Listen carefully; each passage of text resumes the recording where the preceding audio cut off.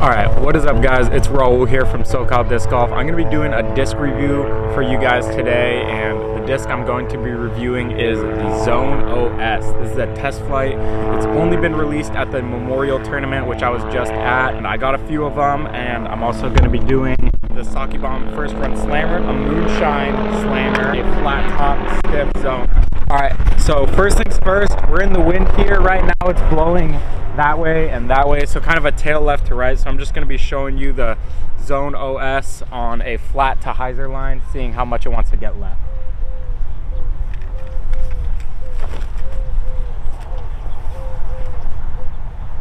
Wow, so I threw that really low and it just got straight down and skipped left and really didn't go anywhere. First thing I'll be comparing that with is my Paul Macbeth Zone. Try to hit it on that same line.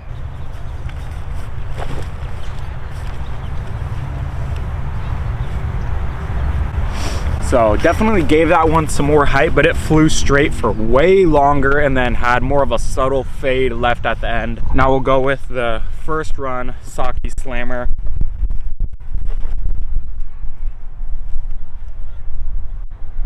So that one flew kind of in between the Zone OS and the regular zone. It didn't fly quite as straight and as far as the regular zone, but it definitely got down, maybe skipped and kind of dropped more straight down rather than the Zone OS kind of skipped more left. We'll see how the Moonshine Slammer does.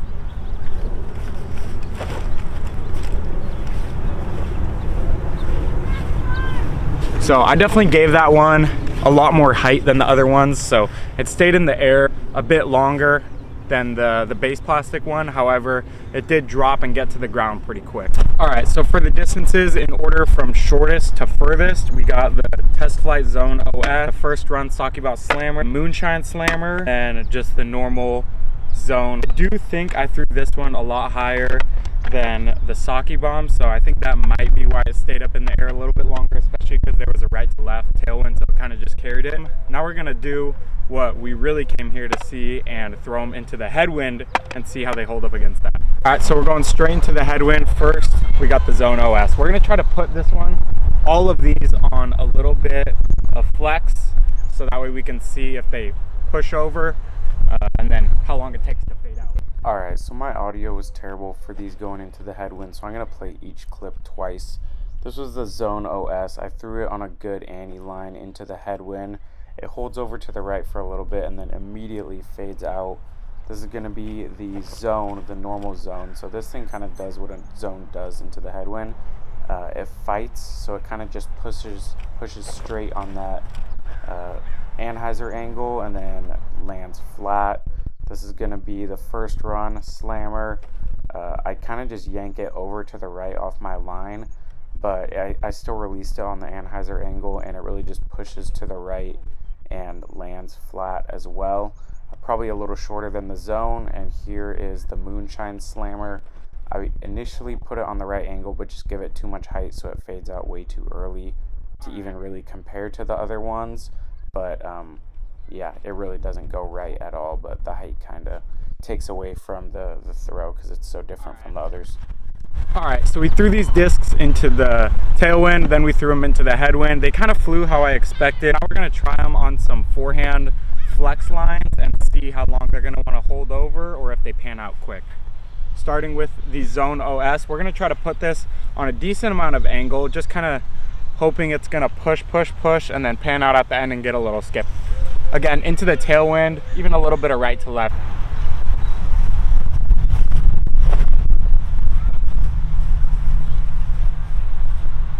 So I threw that a bit high. It did push over to the left for a bit and hold that line for a little bit. I think possibly because of the right to left was kind of holding it over and then came out of it relatively quick. So we'll try to throw a similar line with the zone. I just threw that way too low. It never really came out of it, just got on a cut angle. It wasn't that low, but I mean, it's a regular zone, so you kind of have to give it some height at that angle.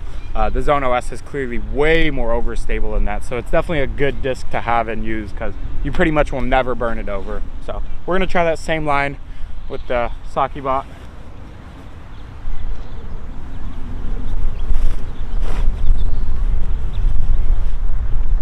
Okay, so that was a nice flight. I got it on pretty much the same line as the normal zone, same height, and just had it turning the whole time and was just pushing left, left, left, and pretty much just landed flat. We're gonna try this premium one, see if we could get it a little more height and just hold over and see if it'll flex out or just land flat like that other one. Oh my God. I threw that straight into the air, so I didn't even give that a chance to fly like the other ones. I threw it way too high. We're gonna be throwing these back into the headwind, starting with the Zone OS backhand with a little bit of hyzer. See how they handle the headwind.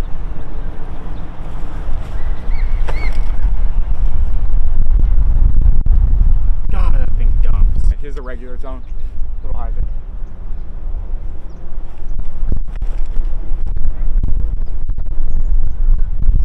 That's a normal overstable disc. Here's a Sakibon slammer. Try to hit it on the same angle.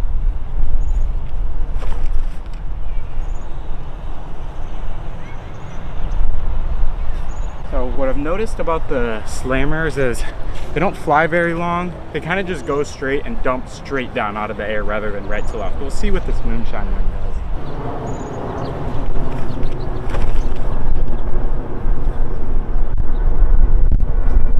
Okay, so that one definitely wanted to get to the ground faster. It did kind of just go straight down rather than left like the Zone OS.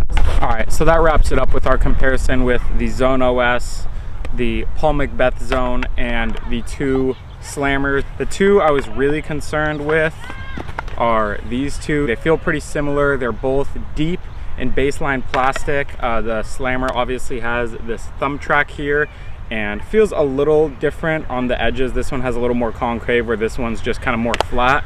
I would say the main differences between the two are the Zone OS goes not nearly as far as this, maybe 100 feet or less, maybe 50 feet or so, but the Zone OS really just wants to fly left to right. So it wants to get to the ground and skip left, or on the forehand, skip right. It really wants to move in that direction, whereas the slammer, when you throw it, whether it's hyzer, flat, or anhyzer, it really wants to just kind of dump and get down to the ground. So those are the differences between these two. They are both usable and they both fill their own slot, and they're pretty much both utility discs, but they both do their own job. So thanks for watching. Hope you guys enjoy the video.